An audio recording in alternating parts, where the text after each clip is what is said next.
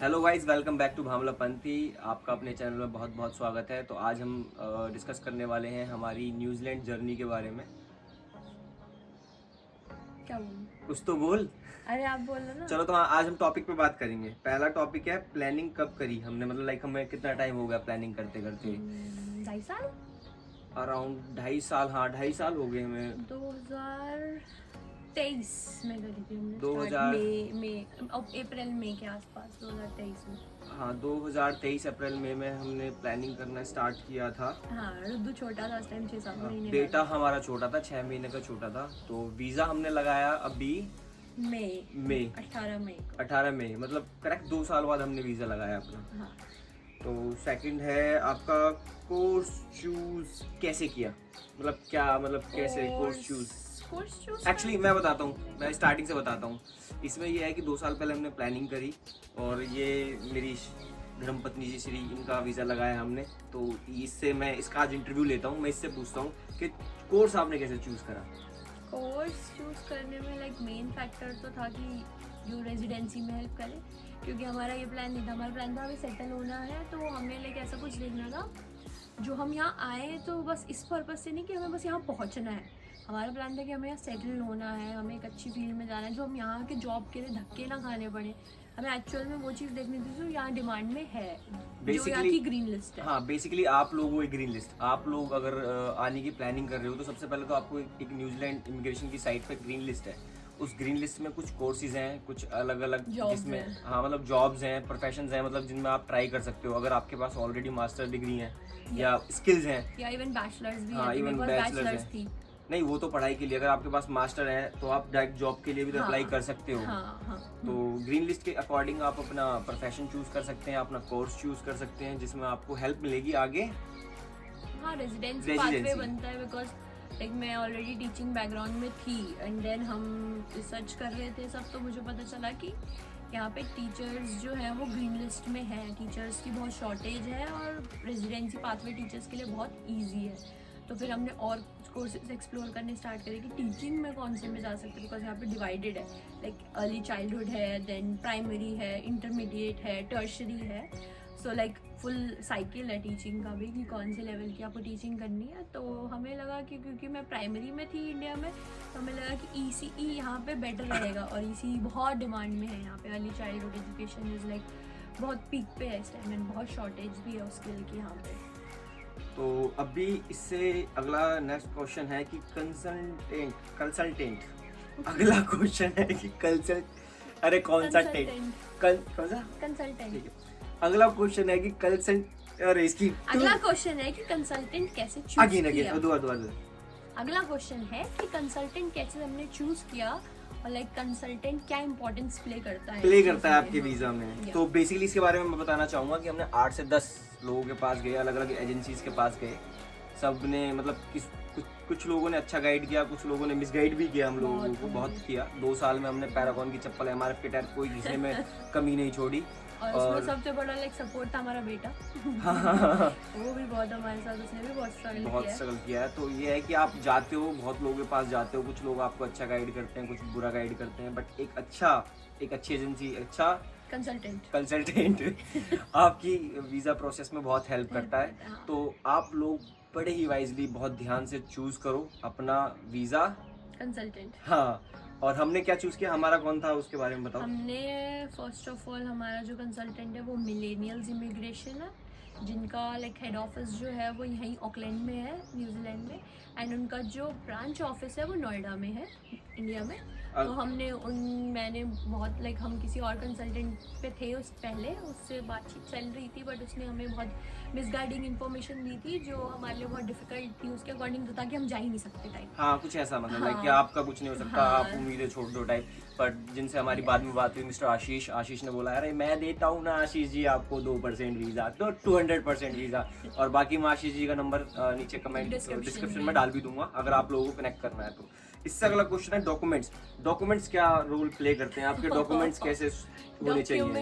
तो like documents पे ऐसा है कि अगर आप डॉक्यूमेंट के बारे में बात करने लगो आप, तो 3 से 4 घंटे की भी वीडियो बन सकती है, क्योंकि बहुत डॉक्यूमेंट्स होते हैं, बहुत कुछ होता है। मतलब बहुत बड़ा रोल प्ले करते हैं डॉक्यूमेंट्स। अगर आपके एजुकेशनल डॉक्यूमेंट्स, आपकी एम्प्लॉयमेंट डॉक्यूमेंट्स, आपकी पूरी फैमिली हिस्ट्री के डॉक्यूमेंट्स, आपकी मतलब जो आप सोच भी नहीं सकते ना ये डॉक्यूमेंट चाहिएगा, हाँ। मतलब वो भी आपको चाहिए होता है कि ये भी लगाना आपके पड़ेगा। पार्टनरशिप हाँ, डॉक्यूमेंट्स, शादी का सर्टिफिकेट, बच्चे नहीं का वो बर्थ वो उसमें हम सर्टिफिकेट, बाद में आएंगे, पार्टनर वीजा में बाद में आएंगे। पासपोर्ट। हाँ मैं वैसे बता रही हूँ जनरल डॉक्यूमेंट जो मेरे वीज़ा में लगे थे, लाइक एजुकेशनल डॉक्यूमेंट्स मेरी सारी, लाइक 10th 12th, देन मेरी बैचलर्स, उसके बाद मेरा क्या गैप था, मेरी क्या एम्प्लॉयमेंट हिस्ट्री थी, मेरे employment documents like experience certificate, salary certificate, मतलब सब कुछ, रेजिग्नेशन लेटर से लेके एवरीथिंग, बहुत कुछ लगा मतलब था। बेसिक ये है कि आपको जितने ज़्यादा आपको मतलब कंसल्टेंट आपका जो भी बोलता है उससे जितने ज़्यादा आपके पास डॉक्यूमेंट अरेंज किए जाएं, ज़्यादा से ज़्यादा करो। ऐसे नहीं कि हवा में।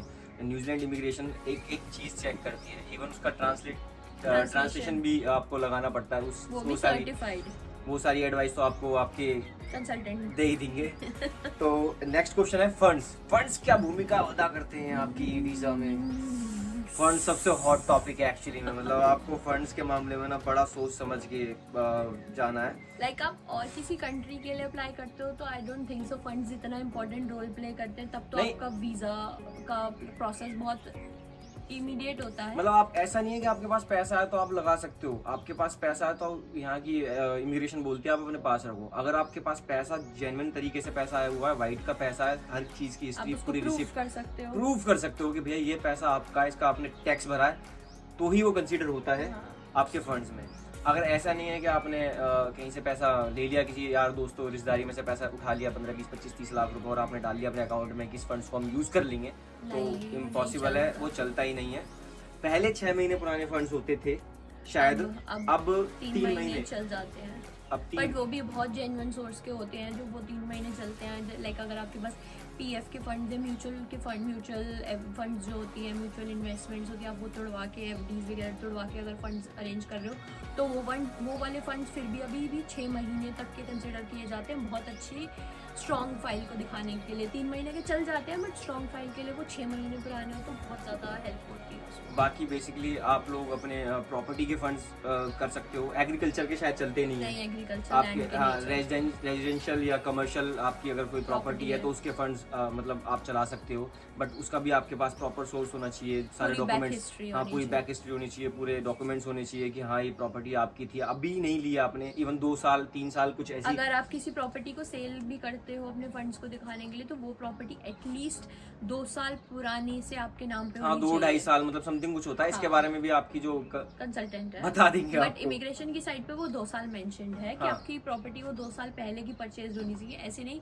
कि आपने ब्लैक के पैसे से 1 महीने पहले प्रॉपर्टी ली और कल बेच दी और आप उस फंड को 3 महीने पुराने करके दिखा दो तो वो बिल्कुल नो हो जाए। मतलब मोटा मोटी ये है कि फंड्स आपके शॉर्ट होंगे तो वीजा आएगा, नहीं चाहे तो- आपकी सारे डॉक्यूमेंट्स ओके हो, आपकी सारी चीजें ठीक हो, अगर फंड्स आपके टेढ़े मेढ़े हल्के भी बाई चांस इमिग्रेशन को लगते हैं तो वीजा के चांसेस नहीं है।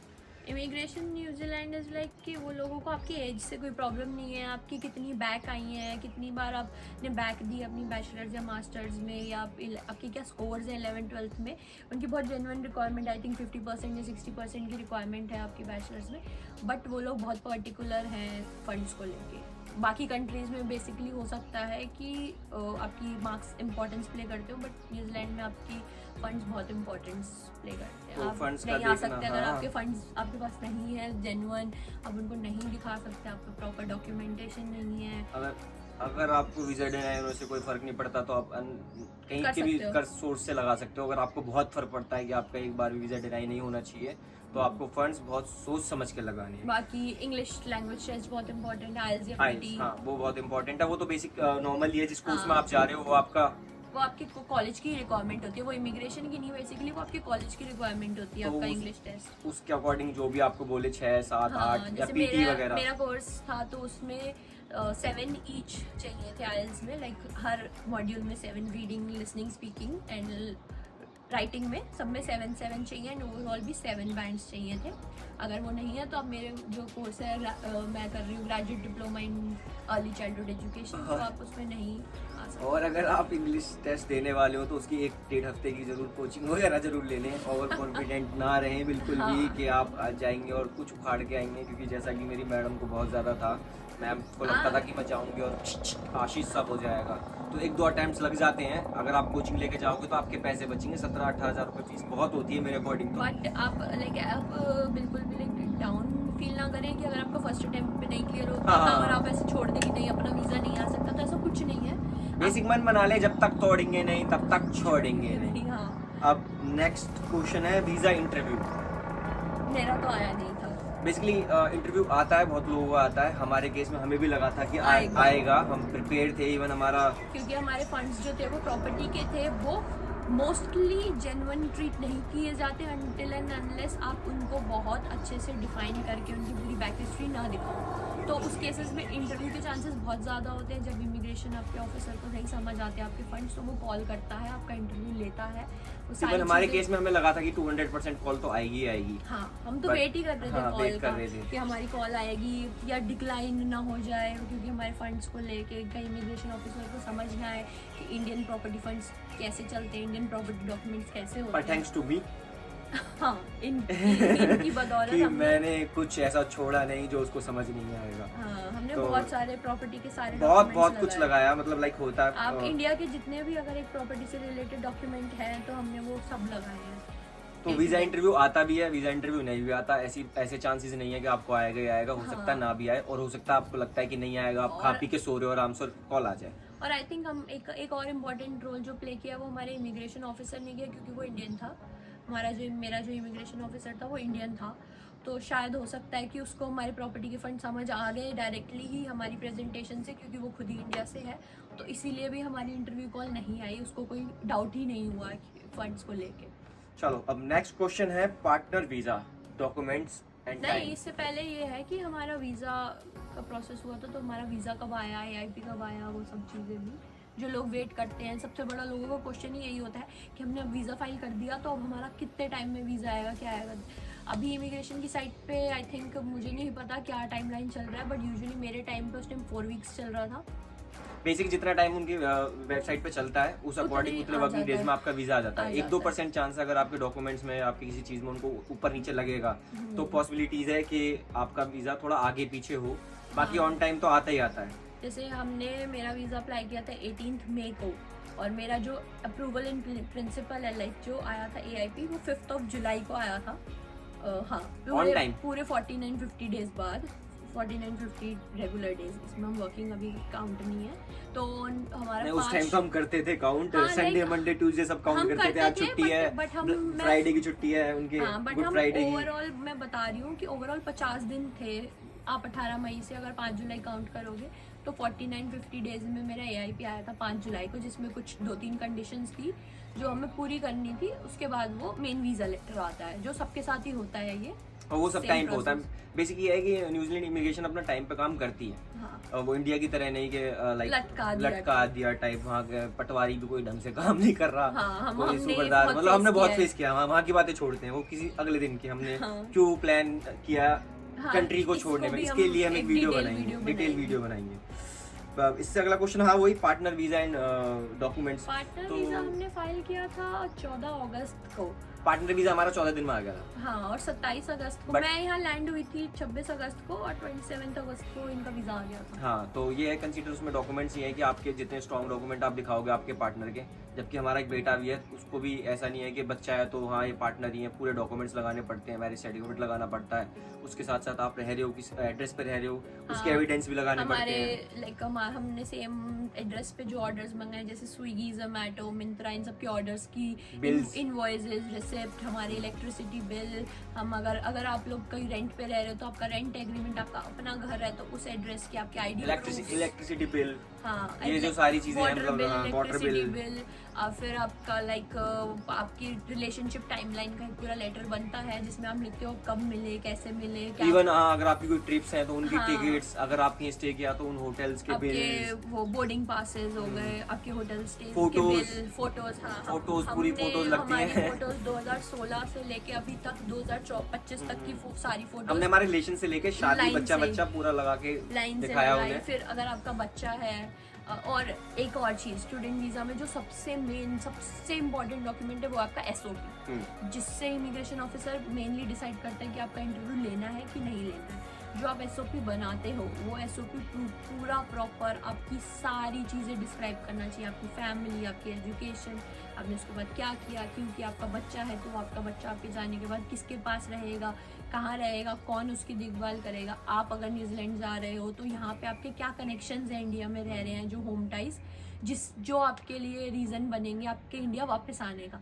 क्योंकि इमिग्रेशन न्यूजीलैंड आप ये नहीं बोल सकते हम सेटल होने जा रहे हैं, आप इमिग्रेशन को आप इमिग्रेशन जानता सबको ही है बट वो सुनना कोई चाहता नहीं है, तो हाँ, तो आप यही बोलोगे, आप हम यही बोलते हैं इमिग्रेशन को कि हाँ हमारे घर मैं पढ़ाई करके न्यूजीलैंड से वापस अपनी कंट्री जाऊंगी इंडिया, और वापस जो भी मेरी वहाँ पे होम टाइज है, मेरी फैमिलीज है, मैं उनके साथ अपना टाइम स्पेंड करूंगी। जो मैंने एसओपी बनाया था वो मैंने अपना एसओपी खुद बनाया था, मैंने किसी से बनवाया नहीं था। और जो मेरा उस एसओपी था उसमें मेरे कंसल्टेंट ने कोई चेंजेस भी नहीं किए थे, क्योंकि उसको मेरा एसओपी बहुत परफेक्ट लगा था, तो उसमें कोई चेंजेस की रिक्वायरमेंट थी नहीं। तो ये बहुत इंपॉर्टेंट रोल प्ले करता है आपका इंटरव्यू आएगा कि नहीं। अब नेक्स्ट क्वेश्चन, यहाँ की लाइफस्टाइल कैसी है यार? यार बहुत बढ़िया लाइफस्टाइल है यार। पीछे का आसमान देख के पता यार अभी एक्चुअली दिख रहा है उसमें आसमान पीछे का? हाँ दिख रहा होगा। एक सेकंड मैं देखता हूँ। दिख रहा होगा। हाँ दिख रहा है आसमान देख तो के भाई आसमान देख के आप लोग सोच सकते हो कि बहुत साफ है। और यहाँ पे लाइक अभी टाइम हो रहा है 5:30, 7.5 घंटे पीछे है इंडिया। हम आपसे 7.5 घंटे आगे हैं। अगर आप इस वीडियो को जब भी देख रहे होगे, नहीं आप तो सेम ही टाइम देख रहे होगे, हम भी सेम टाइम कुछ ना कुछ कर रहे होंगे, बट ये 7.5 घंटे आगे। अगर आप वहाँ की प्लानिंग कर रहे हो तो आपको ऑलरेडी पता है कि 7.5 घंटे आगे है। और लाइक यहाँ पे 8 बजे तक भी ये रोशनी नहीं जाती। हाँ 9 बजे तक भी नहीं जाती, 8:30 9 बजे तक भी रोशनी जाती। मौसम साफ है, लोग अच्छे हैं, सॉरी थैंक यू बोलने वाले लोग हैं, हेलो हाय, वो मतलब बहुत सिस्टम है। I love New Zealand.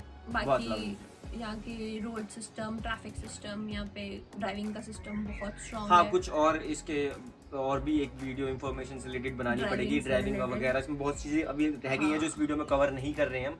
इस वीडियो को करते हैं यहीं समाप्त। लाइफस्टाइल एकदम चक के आपको आना चाहिए, बहुत जरूर आना चाहिए। अगर आप आ सकते हो तो प्लीज जरूर आओ, ट्राई करो। हाँ, ट्राई करो, क्योंकि बेटर है वहाँ से बहुत कुछ। अरे बहुत कुछ अच्छा है यार। आपकी इनकम वगैरह, यहाँ का जॉब्स, जो लोग बोल रहे हैं कि यहाँ लाइक अब्रॉड में जॉब्स नहीं है तो आई थिंक उनके पास स्किल्स नहीं है। तो जिनके पास स्किल्स नहीं है उनके लिए एक्चुअल में यहाँ पे जॉब्स नहीं है, क्योंकि ऑलरेडी जॉब मार्केट बहुत फिल हो चुकी है अनस्किल्ड लेबर से, जो ऑलरेडी लोग बहुत है। अगर आपके पास स्किल है तो अच्छी बात है, नहीं है तो लेके आओ। हाँ, आप बेसिकली इंडिया से कुछ स्किल सीख के आओ जो आपको यहाँ पे जॉब में हेल्प करे, क्योंकि ऐसा नहीं है कि आप बिना किसी स्किल के कोई भी जॉब के लिए अप्लाई करो, क्योंकि वो जॉब्स ऑलरेडी फिल हो चुकी हैं यहाँ पे मार्केट। चलो ठीक है, वीडियो बहुत लंबी हो रही है, इसके लिए हम आज बाद में एक दोबारा वीडियो बनाएंगे, आगे स्किल या और इन्फॉर्मेशन के लिए एक वीडियो बनाएंगे। तो इस वीडियो को फिलहाल करते हैं यहीं समाप्त। ओके दोस्तों, tata bye bye. Tata bye bye.